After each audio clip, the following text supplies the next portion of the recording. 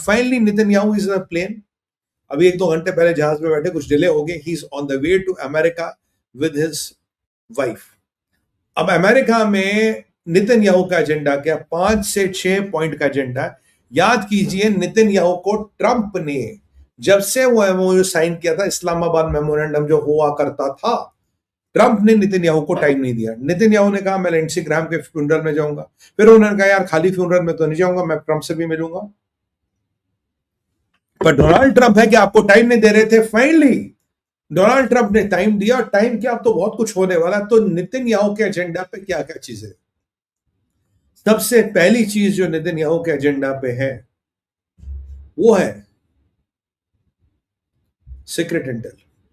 ये secret Intel क्या है?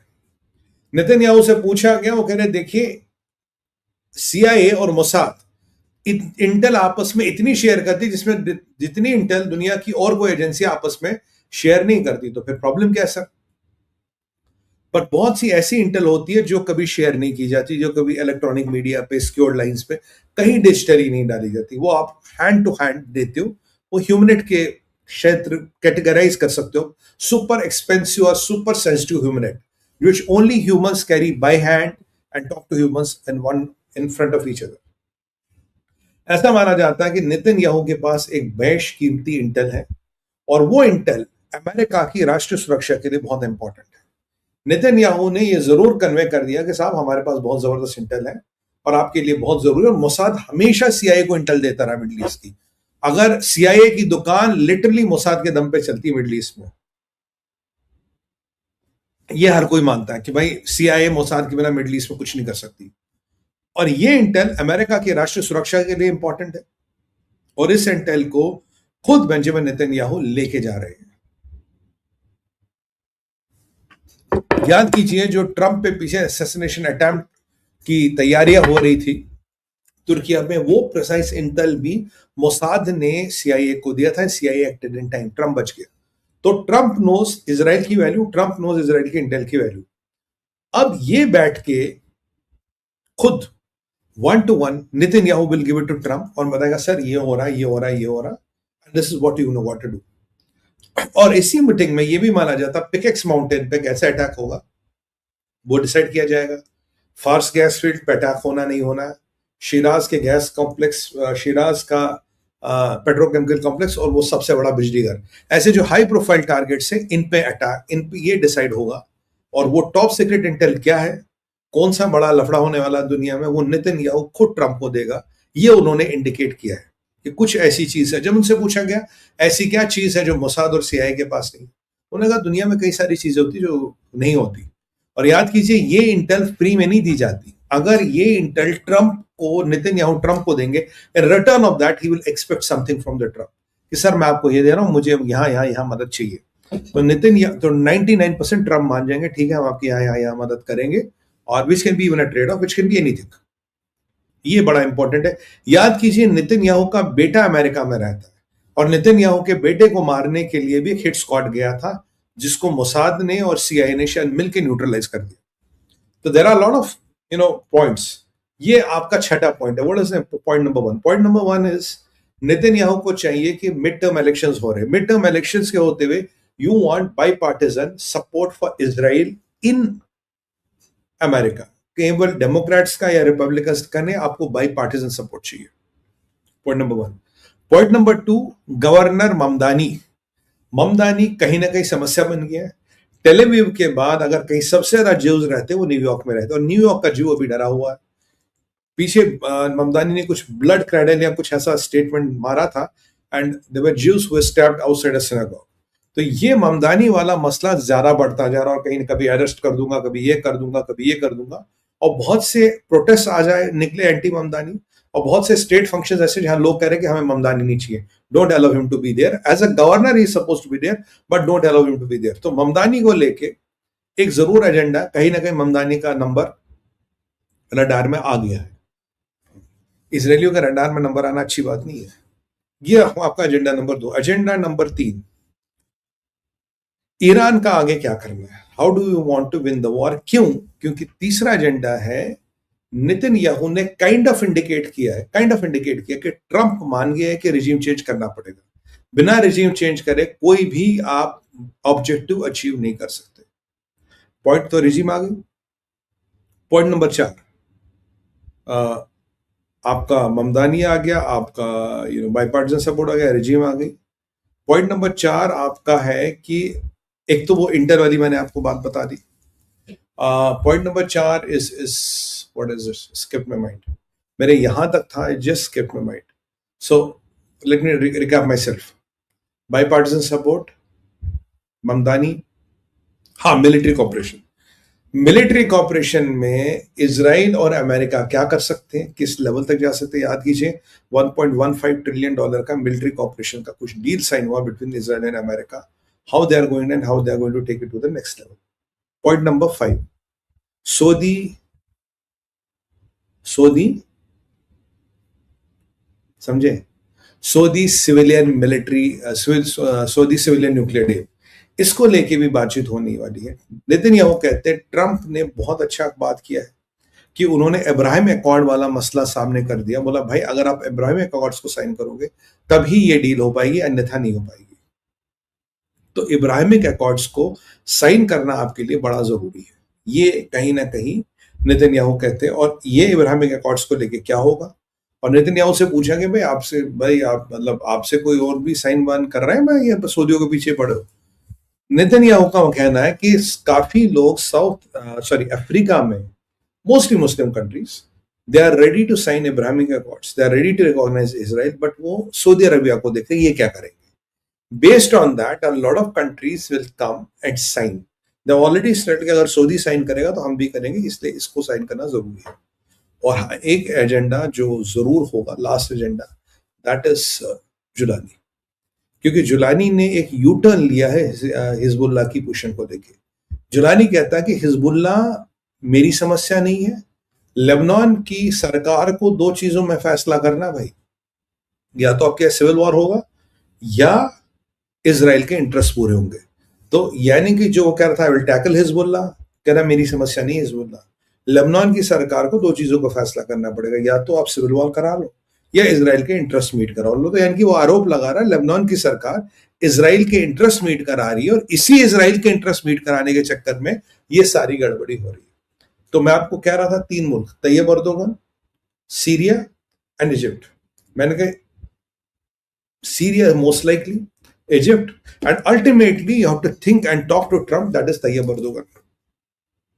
क्योंकि तैयब अर्दोगन का ये भी आई थी खबर कि he is planning a submarine attack on Israel, जब ये फुल फ्लेज्ड वॉर लगेगी बिटवीन इजराइल एंड ईरान, उसी दौरान वो एक सबमरीन बेस्ड अटैक प्लान कर सकता है। जबकि आज भी इसराइलियों ने ईरान को बोला अगर हमें छेड़ा भी हम पूरा जला देंगे, we are not going to retaliate with any kind of proportion, will be a highly disproportionate response till the time you are completely burnt। तो ये 4-5 चीजें उनके एजेंडा पे रही है, उनके एजेंडा पे रहेगी, और वो इंटेल क्या है वो हमें नहीं पता।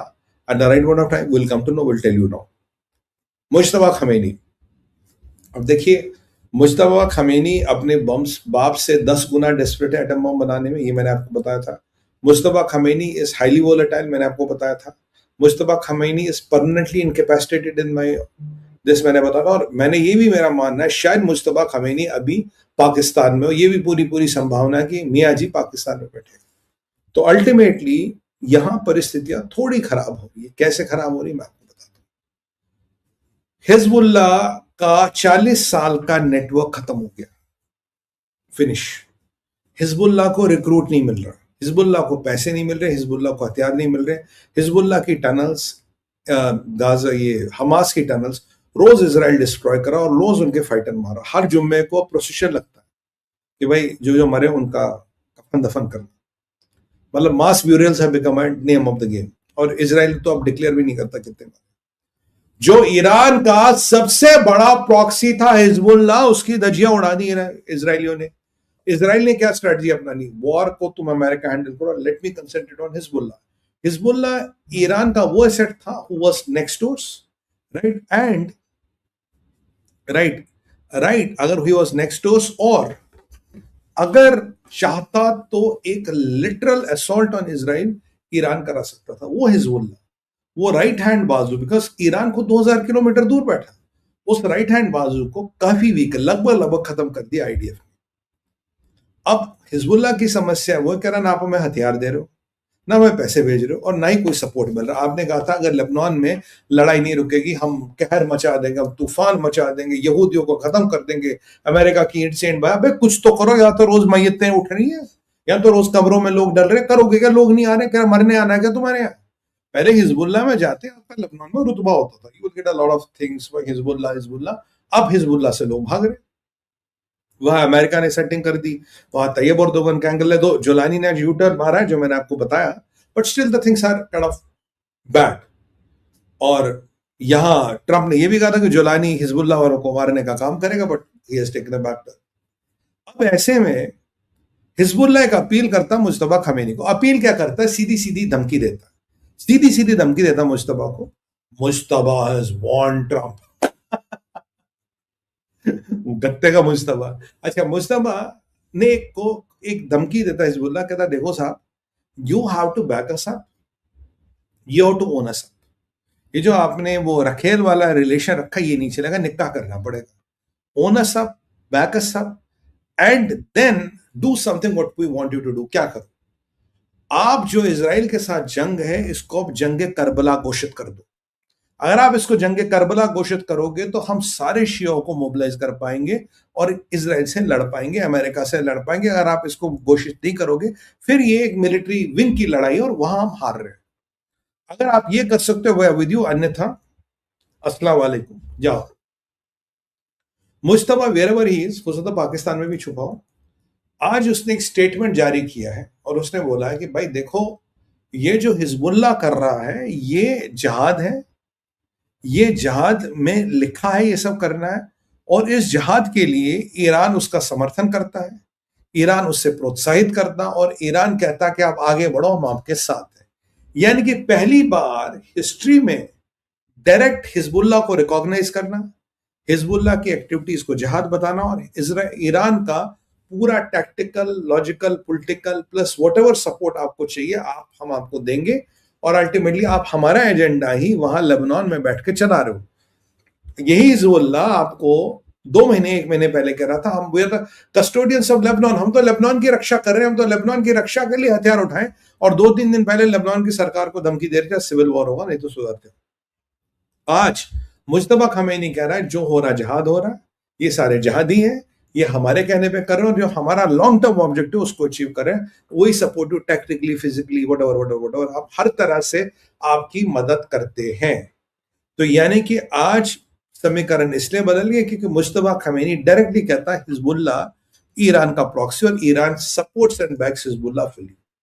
अब ये जोसेफ अयोम की पोजीशन को स्ट्रेंथन करता है, ये स्पीकर जो है लेबनीज पार्लियामेंट की उसकी पोजीशन को वीक करता है, इवन ये नजफ की पोजीशन को वीक करता है। अब ये स्टेटमेंट मुज्तबा ने दी, नोबडी नोस इज अलाइव और डेड, या किसी ने लिख के छाप दी, but definitely it's helps to support the position of Israel in the bigger scale of things which is very very important. अब इस स्टेटमेंट के बाद हिजबुल्लाह कहता है कि साहब हमारा लीडर रहेगा मुल्ला नईम कसीम। कहता ठीक है भाई, नईम कसीम रहेगा, क्योंकि Qaani wanted to get into Hezbollah. धीरे धीरे जो कुर्द फोर्स वाला कानी है ये हिजबुल्लाह में घुसना चाहता, तो कानी को बाहर रखने के लिए कह रहा हमारा लीडर रहेगा मुल्ला नईम कसीम। ठीक है जी। अब काफी लोग कहते हैं कि कानी तो मोसाद का एजेंट है, अब होता तो इतनी देर जिंदा नहीं रहता, बट ठीक है। तो अब they wanted their mullah Naim Qassem to continue, but जो हिजबुल्लाह की मेन डिमांड थी कि आप इसे जंग करबला घोषित कर दो ताकि हम नए रिक्रूट ला पाए। जंग करबला क्यों घोषित करना भाई? जंग करबला इस्लाम पंथ में एक निर्णायक लड़ाई थी, उसे जंग करबला कहते हैं। बट जंग करबला एक, मान लीजिए, एक रिलीजियस या एक पावर की लड़ाई थी, बट मुज्तबा खमीनी ने इस लड़ाई को जंग करबला घोषित नहीं किया। क्यों नहीं किया? अगर आप जंग करबला घोषित करते तो हिजबुल्लाह को नए रिक्रूट लाने में आसानी होती। भाई ये बोली, आप एक दुकान मान लीजिए, पुराना स्टॉक खर्च हो रहा है, नया स्टॉक आ नहीं रहा, दुकान तो खुद ही बंद होनी है ना भाई। हिजबुल्लाह जब तक 40-50 हजार लोग थे, ये रॉकेट वो रॉकेट थे, फोर्स था। जब दिन ब दिन हर चीज खत्म हो रही है तो हिजबुल्लाह फोर्स कहां से रहेगी? तो बेसिकली नए रिक्रूटमेंट्स को अट्रैक्ट करने के लिए अभी पैसे भी देने को नहीं है, तो साहब आप बोल रहे जंग करबला है और ये हिजबुल्लाह जंग करबला लड़ रहा, तो आप जाके उसमें जोड़ो। यानी कि जो बेचारे छोटे छोटे लड़के जिन्हें कुछ नहीं पता, उनकी माओ को बॉडी कॉल उनका ब्रेन वॉश करके बोला बच्चा हमें दो, जंग करबला खमेनी साहब ने अनाउंस किया है और हमें जी लड़ना है। क्यों? क्योंकि Khamenei is also, Mushtaba is also इमाम, एक्सेप्ट द पॉलिटिकल लीडर, और वो इमाम भी है। तो ये उसको अपील किया, पर मुश्तबा ने ये नहीं बोला फिलहाल। अब कब बोलेगा, नहीं बोलेगा, हो सकता है उसे आइडिया अच्छा लगता है, अरे तो कल मेरी जरूरत आएगा। अब देखते क्या होगा। यहां एक बड़ा इंपॉर्टेंट साहब टर्निंग पॉइंट एक और आ गया। अब खबरें आ रही कि जी पाकिस्तान एक्टिवेट हो गया, कतर एक्टिवेट हो गया, इराक को लेके क्या अपडेट था, इराक के प्राइम मिनिस्टर को लेके मैंने आपको बताया, ये सब खबरें आ रही है।